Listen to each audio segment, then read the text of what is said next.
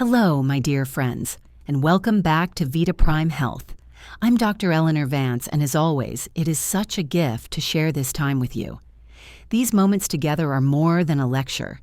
They are a kind of circle, a gathering, where we exchange not just facts, but honesty, vulnerability, and a reminder that your health is never a lost cause. Today, we are going to explore something that may surprise you, even unsettle you. The idea that immediately relaxing after a stressful event might actually harm you.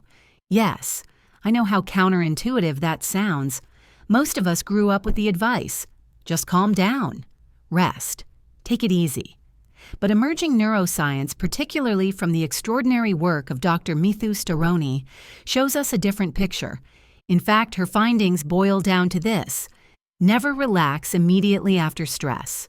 I want to invite you to stay with me through our entire journey today, because the most important life-changing practices come in the latter half of our conversation.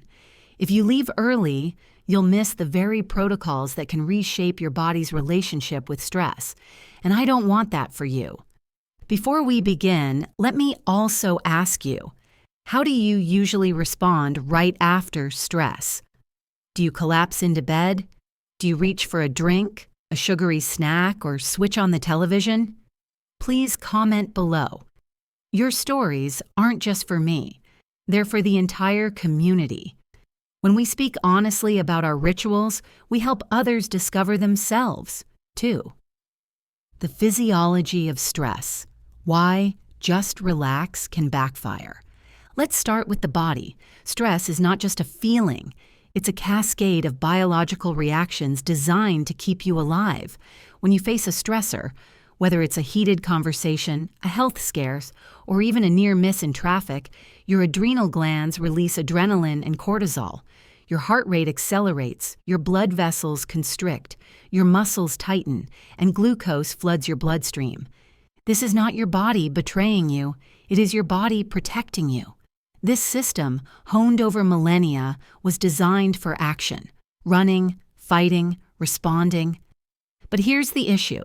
Once the stressful moment passes, many of us believe the body simply flips a switch back to calm. So we lie down. We sink into a chair. We tell ourselves that stillness equals recovery. But that is not what happens biologically. Those stress hormones remain in circulation. Inflammation stays elevated. Your hippocampus, the part of your brain critical for memory, files the event as unresolved.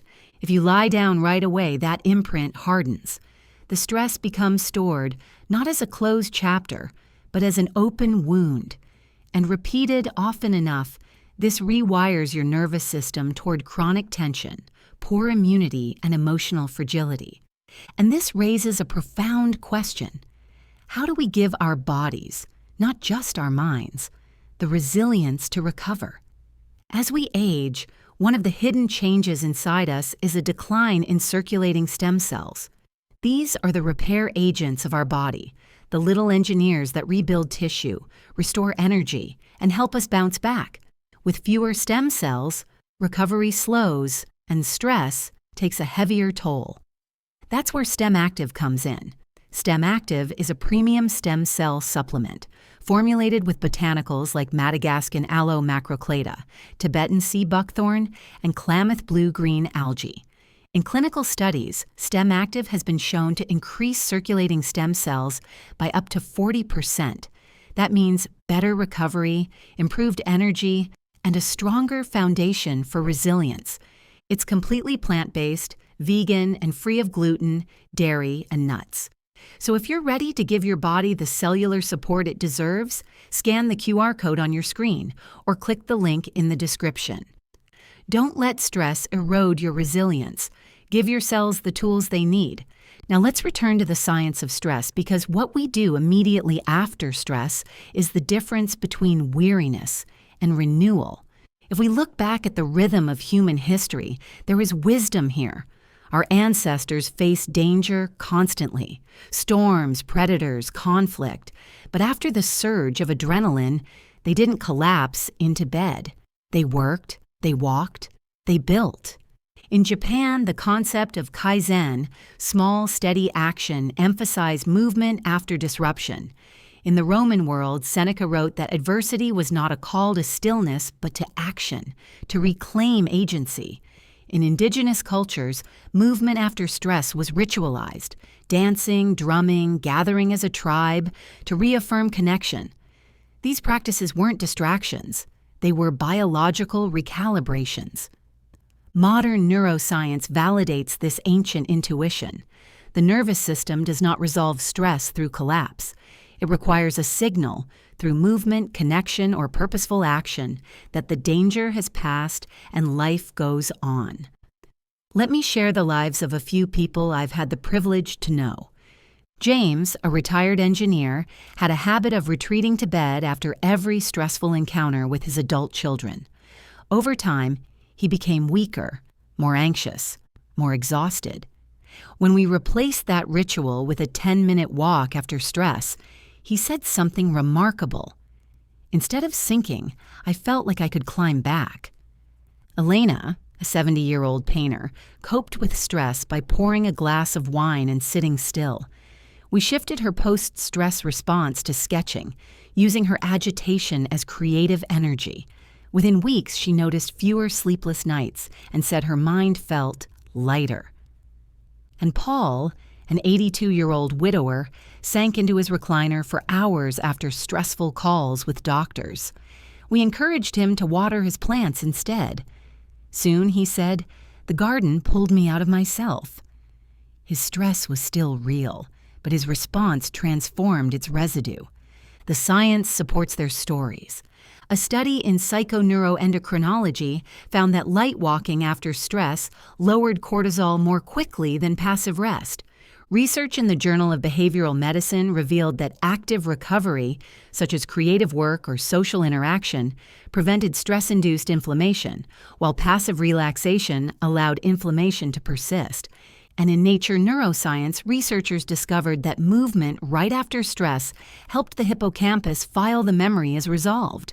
Stillness, in contrast, stored it as unresolved threat, keeping the nervous system on alert. Myths and misconceptions. Myth: rest is always restorative. Truth: not in the first moments after stress. Rest can lock in, circulating cortisol. Myth: you need intense exercise to recover. Truth: gentle activity, walking, gardening, stretching, works best. Myth: distraction equals avoidance. Truth: purposeful engagement, play, art, connection, is not avoidance. It rewires the nervous system toward safety. So what should you do? Here are simple, powerful rituals. Take a short walk outdoors within 30 minutes after stress. Use your hands. Knead dough, knit, sketch, garden. Play. Dance to music, toss a ball, do a puzzle. Connect. Call a friend, share a laugh, sit with someone. Pair slow breathing with movement, stretching, rolling your shoulders, gentle yoga. Question: why can't I just nap after stress? Because cortisol and adrenaline are still circulating. Napping in that state imprints stress into your body. Question: what if I'm too tired to move? Start with the smallest possible action. Even standing and walking across the room helps. Question: is watching television after stress harmful? Not in itself, but if it's your only ritual, it keeps your body passive while stress hormones linger. Pair it with light movement. Question: how soon after stress should I act? Within the first 30 minutes. That's when your body is most primed to reset. Question: can meditation help? Yes, but only after you've moved first. Meditation is most effective once stress hormones have begun to decline. My friends, the moments after stress are more powerful than you realize. They can leave scars on your body, or they can be stepping stones toward resilience. The choice is not about the stress itself, but about your response in the fragile minutes that follow. So never collapse into stillness after stress. Move, create, play, connect. Let your nervous system know the threat has passed and life continues. Please share your rituals in the comments below. Tell us how you usually respond and which small change you're willing to try next time. And if today's conversation gave you new perspective, I'd be honored if you subscribe to VitaPrime Health. Share this episode with family and friends. Together, we can reshape the culture of aging, not as decline, but as resilience, wisdom, and vitality. Until next time, take exquisite care of yourselves and keep cultivating your beautiful resilience.